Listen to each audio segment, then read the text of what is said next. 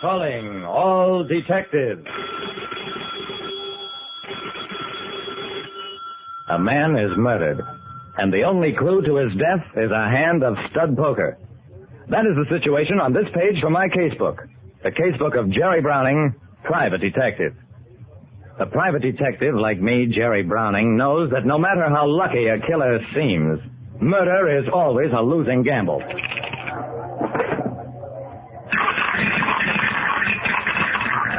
The Club Coquette is the kind of joint that attracts high society and low characters. It offers blackjack, roulette, chuck-a-luck, and every other standard device for losing your money. The reason I was in the place was because I was being paid to be there.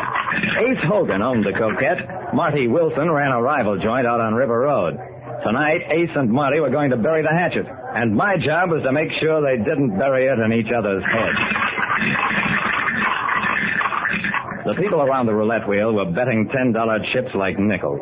Right up against the table was young Wade Julian. Hello, Jerry. How are you doing? I'm not betting, Julie, just watching. Lucky you. These 6 chips are the last of 1,500. What? Here goes nothing. Did I say nothing? I was so right. Excuse me, Jerry. Gotta see Ace. Arranged for a little credit. I watched him go. So, Wade Julian, 4-gold polo player, had gambling debts. Too bad.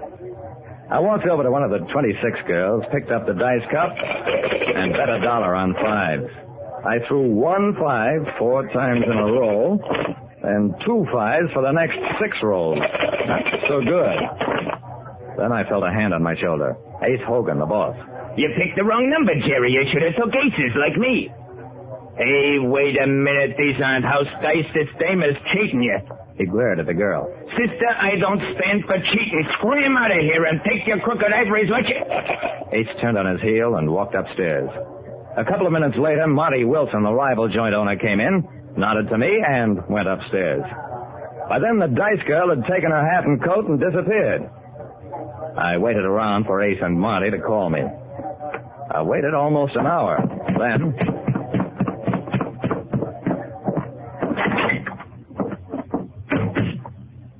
Ace was upstairs in his office, alone, and very dead. Called in as arbitrator between 2 rival gamblers, I discovered that Ace Hogan, one of the gamblers, had been murdered.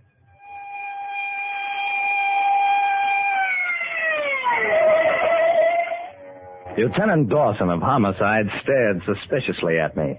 Jerry, is this all there was on his desk? Just his playing cards? I nodded.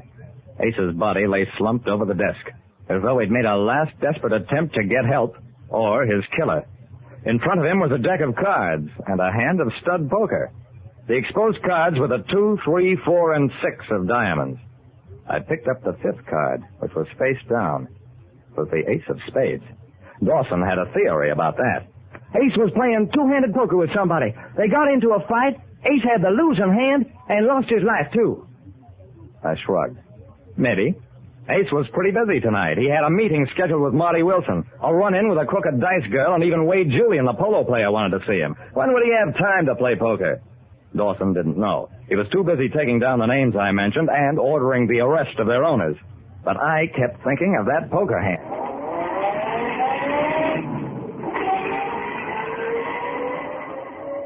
I went on home after a while and fell asleep dreaming of a straight flush in diamonds ruined by the ace of spades in the hole. I sat up suddenly in bed, said out loud, "The 5 of diamonds is missing," whatever that means. Out of the darkness, a voice answered me. Don't mean a thing, Jerry. Not a thing. I blinked as light suddenly flooded the room. After a few seconds, I made out Marty Wilson sitting in a chair and dangling a revolver on one finger. Honest to goodness, Jerry, I like you, but I'm awful nervous. Don't do anything to make this gun go off. I feel sorry for nervous people, so I sat real still. Dawson has a warrant for you, Marty.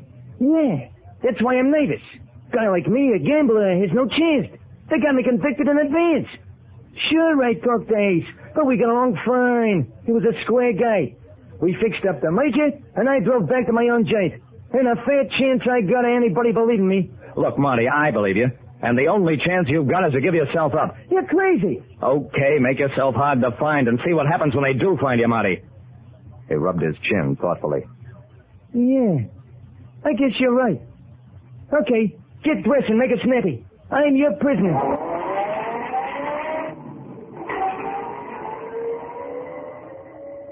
Dawson was at headquarters by the time we got there, and he wasn't happy about getting out of bed either. So, decided to give yourself up, Wilson. Sergeant booked this man along with the other two. Give him a break, Dawson. He gave himself up voluntarily. And what about the other two you've got locked up? They can't all be guilty. At 2 in the morning, everybody's guilty. I'm going back to bed.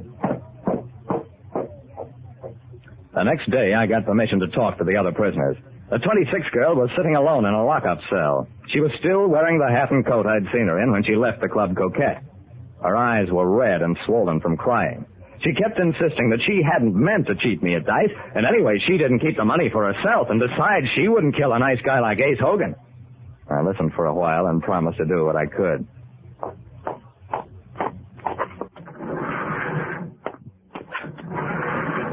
In another cell, Wade Julian, the polo player, was a little more self-possessed. Jerry, I don't know a thing about Ace's murder. Sure, I owed him a lot of money, but I've owed him money before and paid it. I talked to him, and he offered me credit, just as he did before. I didn't have to kill him. I'll check into it, Julie.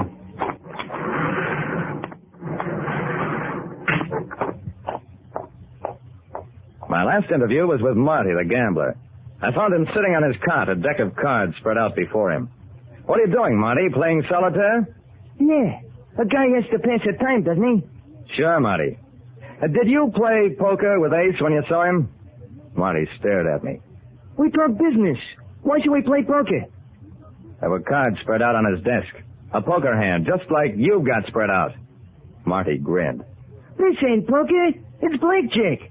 Every gambler plays it by himself to see can he beat himself. Blackjack?